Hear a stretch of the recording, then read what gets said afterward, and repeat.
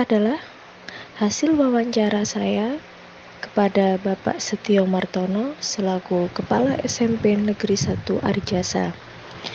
Pertanyaan pertama, selama ini bagaimana Bapak dapat mengidentifikasi kasus-kasus yang merupakan dilema etika atau bujukan moral?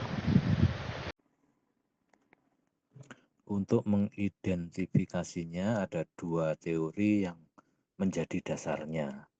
Yang pertama, bila kasus yang saya alami memiliki dua pilihan yang sama-sama benar, maka saat akan mengambil keputusan, saya mengidentifikasi kasus tersebut sebagai dilema etika. Namun jika saya mengalami situasi yang membuat saya harus memilih antara benar atau salah, maka kasus tersebut merupakan bujukan moral.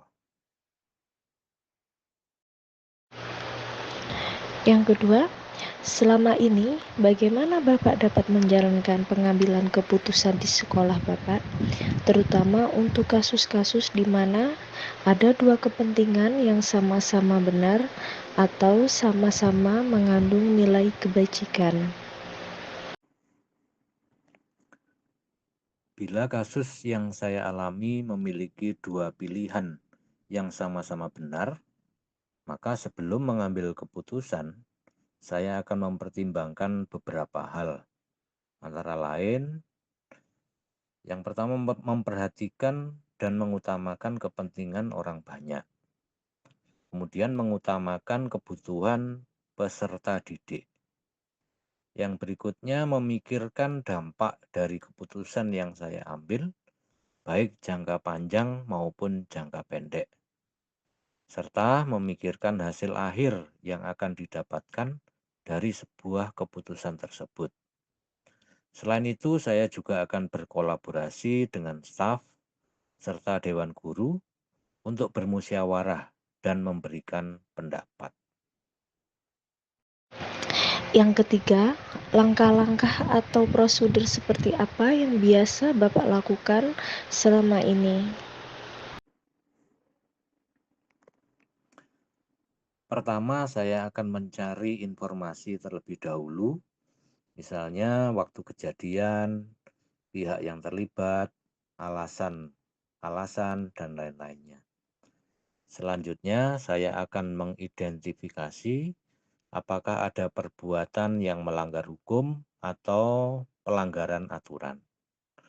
Setelah itu, saya menganalisis untuk diambil keputusan yang terbaik berdasarkan nilai-nilai kemanusiaan, kepedulian, dan keadilan.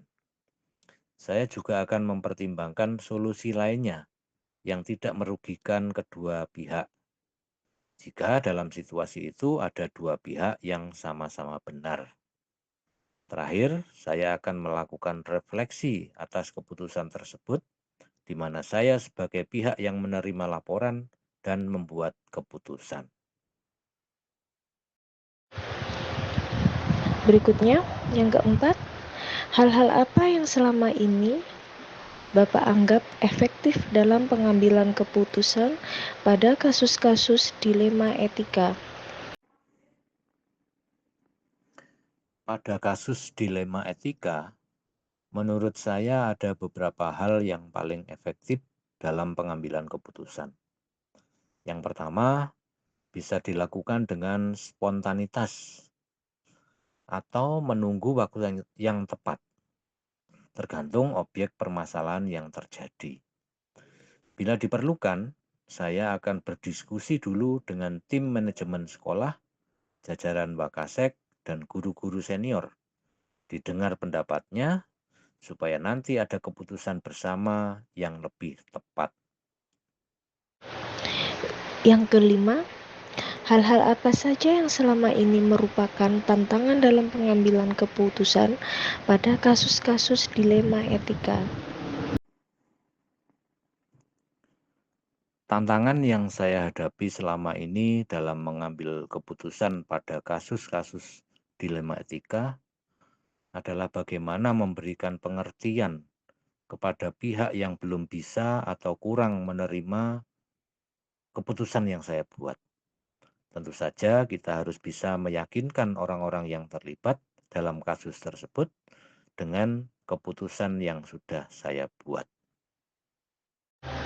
Yang keenam, apakah Bapak memiliki sebuah tata kala atau jadwal tertentu dalam sebuah penyelesaian kasus dilema etika? Apakah Bapak langsung menyelesaikan di tempat atau memiliki sebuah jadwal untuk menyelesaikannya? Dan bentuk atau prosedur seperti apa yang Bapak jalankan?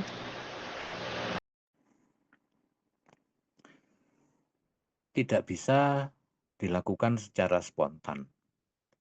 Biasanya jika situasi yang saya hadapi adalah dilema etika, saya tidak serta-merta langsung mengambil keputusan di tempat atau secara langsung.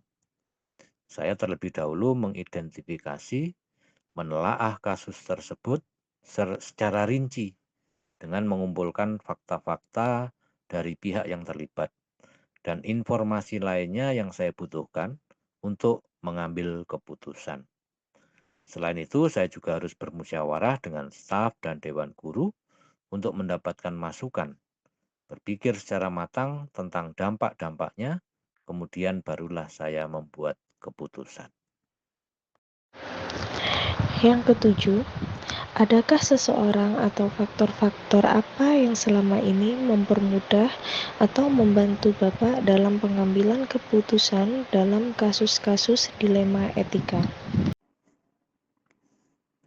Tentu saja, saya juga membutuhkan pendapat dari orang lain dalam mengambil keputusan. Biasanya yang membantu saya adalah orang-orang yang mempunyai pengalaman di bidangnya.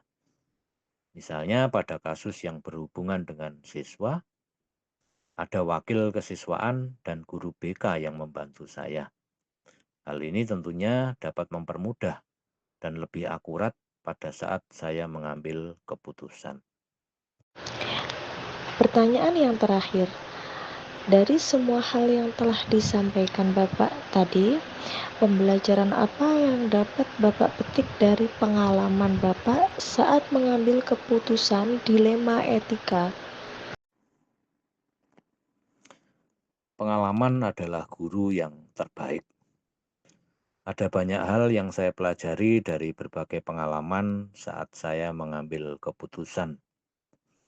Bahwa dalam kasus dilema etika, memang tidak ada keputusan yang betul-betul sempurna. Suatu keputusan pasti memiliki nilai positif dan negatif.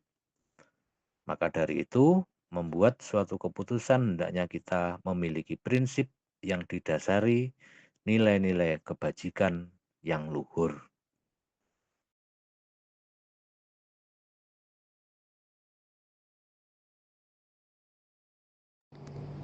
Pengalaman dilema etika saat akan mengambil keputusan.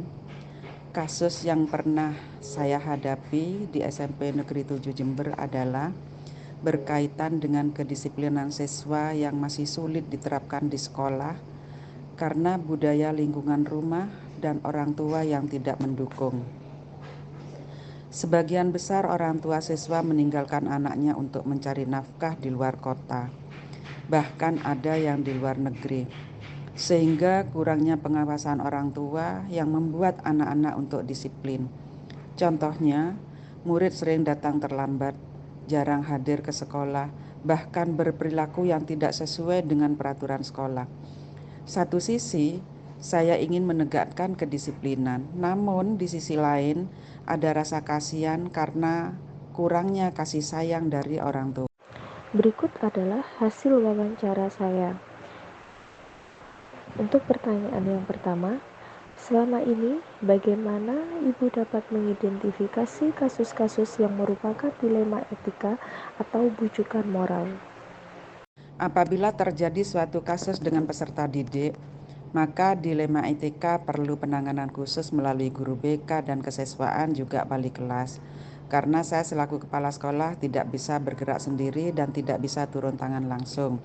Kecuali permasalahannya memang betul-betul perlu pendampingan dengan saya.